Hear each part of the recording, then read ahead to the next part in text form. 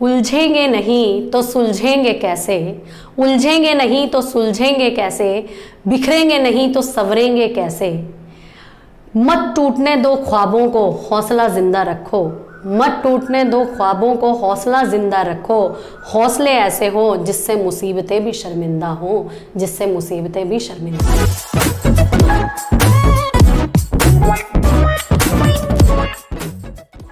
हो। Myself, Dr. Mamta Sharma, welcomes you in my YouTube channel, Government to Governance. Today, my topic is organization, संगठन. This is the first principle of administrative theory and administration. देखिए, इसे समझने के लिए आप इस video को पूरा देखें और इस YouTube चैनल को सब्सक्राइब करना ना भूलें। तो हम इसे कंटिन्यू करने जा रहे हैं। ऑर्गेनाइजेशन को हिंदी में संगठन कहा जाता है और इसका जो मेन पार्ट है वो गठन है। गठन करना यानी कि किसी स्ट्रक्चर को बनाना, किसी एक वस्तु को स्ट्रक्चर देना। और इसमें जो व्यवस्था है उसमें सारे रिलेटेड रिसोर्सेज आ जाते हैं, जिसको और उसके साथ हम प्लस करते हैं स मीन्स सहयोग। सहयोग किसका? यानी कि जितने भी रिसोर्सेस हैं, चाहे उसमें ह्यूमन रिसोर्सेज हैं, चाहे उसमें एक्स्ट्रा जितने भी आउटपुट हमने डालने हैं वो हैं, सभी रिसोर्सेज को इकट्ठा करके प्लान करना और प्लान करके उसका एक स्ट्रक्चर बनाना और स्ट्रक्चर का एक नाम देना संगठन कहलाता है।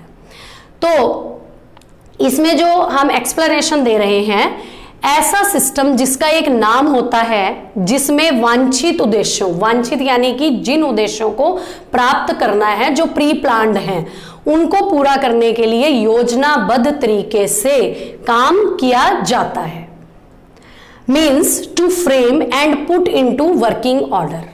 इसका मतलब क्या हुआ कि कोई भी स्ट्रक्चर जब बनाया जाता है तो उसको पहले प्लान किया जाता है, उसमें पॉलिसी फ्रेमवर्क की जाती है और वो पॉलिसी फ्रेमवर्क ऐसी होती है जिसके आधार पर पूरे संगठन की रूपरेखा चलती है। तो पहले हम इसी को ही जो है क्लियर करना चाहेंगे। इसमें मैंने फर्स्ट एग्जांपल लिया है ऑर्गेनाइजेशन का फैमिली। देखिए, जब भी हम कोई बच्चा जन्म लेता है तो वो फर्स्ट ऑर्गेनाइजेशन उसका फैमिली होता है और फैमिली भी एक समूह होता है जिसमें कुछ लोग जो हैं, जो हमारे माँ बाप बहन भाई होते हैं और उनका जो कर्तव्य होता है वो भी अलग अलग होता है, पिता का, माता का या जो भी हमारे ब्रदर सिस्टर्स हैं उन सब का। तो सभी का एक ही उद्देश्य होता है, अपनी फैमिली में रह करके अपने सभी कार्यों को एक निश्चित टाइम में पूरा करना। This is the first example हमारी लाइफ का जो ऑर्गेनाइजेशन का है वो हमारी फैमिली ही होती है।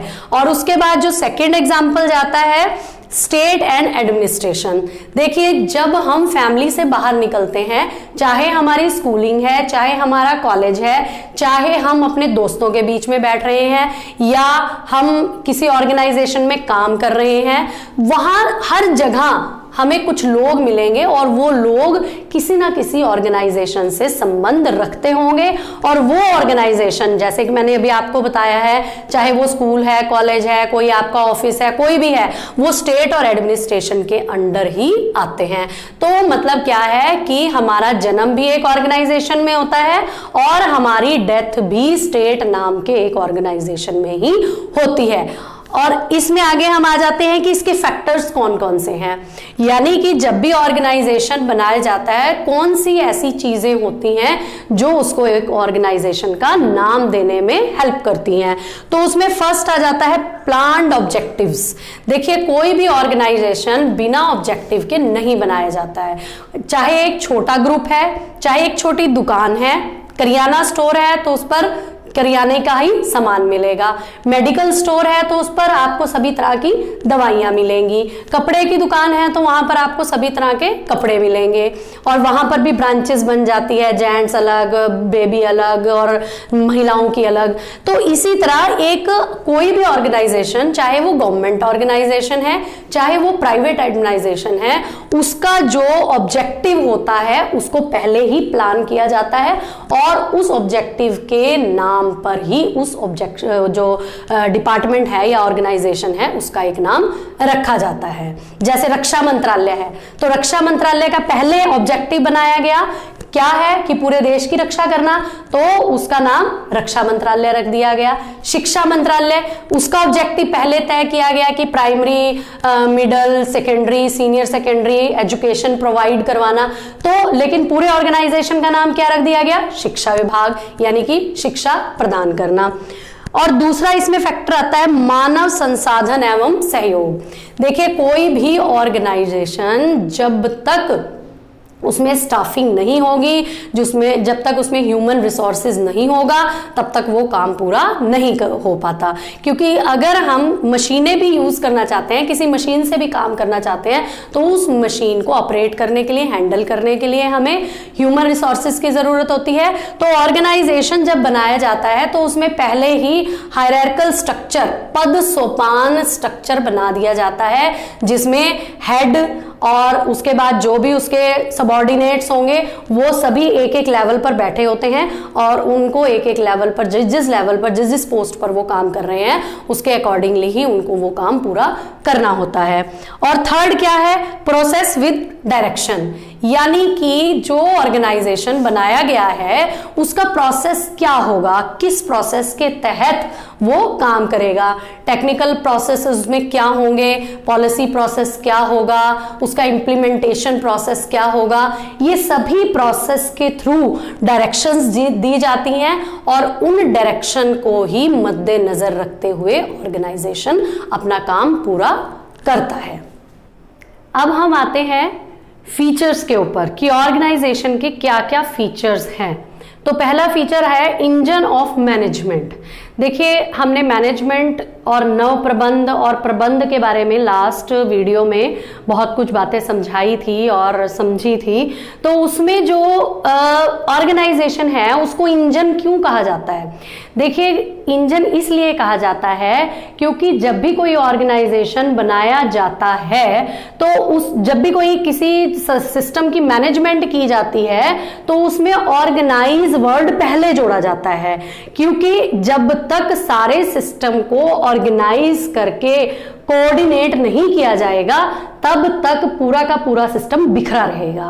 तो जो ऑर्गेनाइजेशन है जब उसकी संरचना बन जाती है, एक सिस्टम बन जाता है, उसका एक नाम बन जाता है, तो वो इंजन के रूप में मैनेजरियल सिस्टम में सबसे आगे आकर जुड़ जाता है, जहां से सारे काम आगे होने शुरू हो जाते हैं।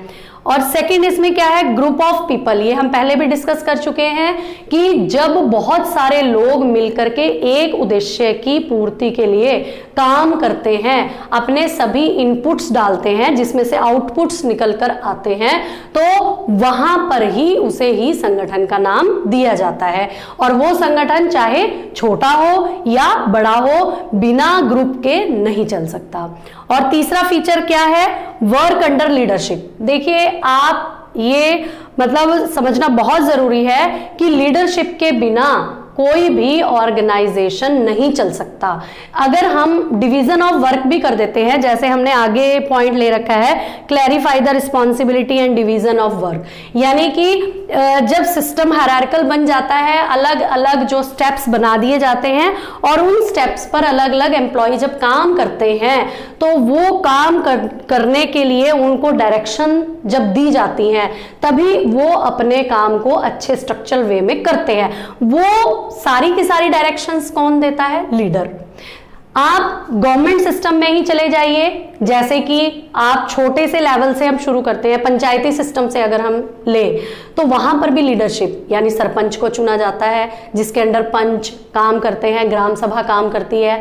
ऐसे ही अगर हम अर्बन सिस्टम में चले जाएं, मेयर होता है वो और उसके अंडर सारे एमसी काम करते हैं, उससे ऊपर हम एमएलए और एमएलए से ऊपर हम सीएम, यानी कि सीएम जो है वो पूरे के पूरे स्टेट के क्या होते हैं, लीडर होते हैं, जिनकी लीडरशिप में डिफरेंट डिपार्टमेंट्स के जो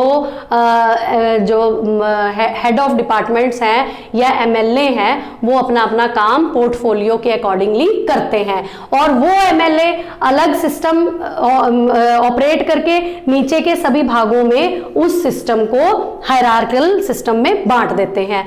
तो ये सारा सिस्टम आपस में जुड़ा हुआ है।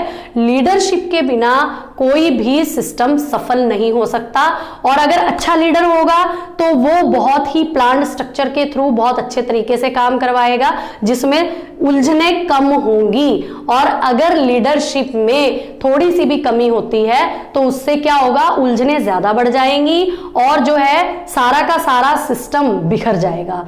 तो जब भी ऑर्गेनाइजेशन बनाया जाता है, चाहे वो प्राइवेट सिस्टम हो, उनमें जब मैनेजर्स की नियुक्ति की जाती है या एग्जीक्यूटिव मेंबर्स की नियुक्ति की जाती है, तो सबसे पहले उस लीडर का व्यक्तित्व, उस लीडर की नॉलेज सारा ध्यान में रख करके ही उसकी नियुक्ति की जाती है, ताकि उसकी नॉलेज इतनी अच्छी हो कि वो अपने नॉलेज के आधार पर, अपने अच्छे वर्किंग स्टाइल के आधार पर अपने सबऑर्डिनेट्स को डायरेक्शंस दे सके।